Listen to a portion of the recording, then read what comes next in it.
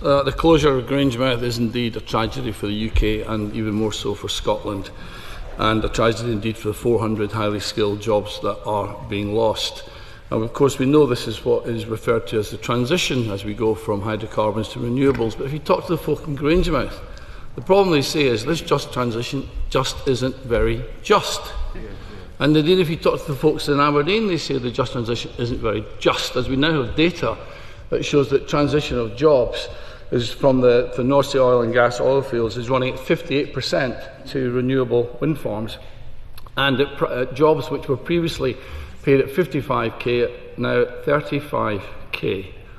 So can I just ask the noble Lord to just consider the patronising language of this just transition? Can he please go back to the department and drop this concept of a just transition and perhaps introduce a new concept called an affordable transition?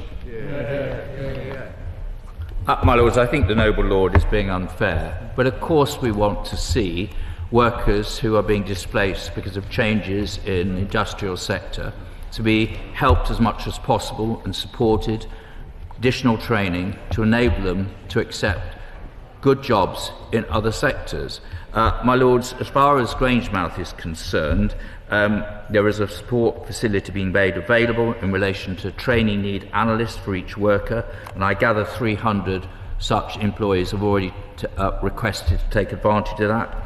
Open evenings and career fairs, and engaging directly with local employers. As far as the North Sea is concerned, my Lord, I would just make the point to the noble Lord, though he has an obsession with gas, the fact is, my Lords, he knows the UK continental shelf is a declining basin. 70,000 people lost their jobs in the last 10 years under the stewardship of the government he served.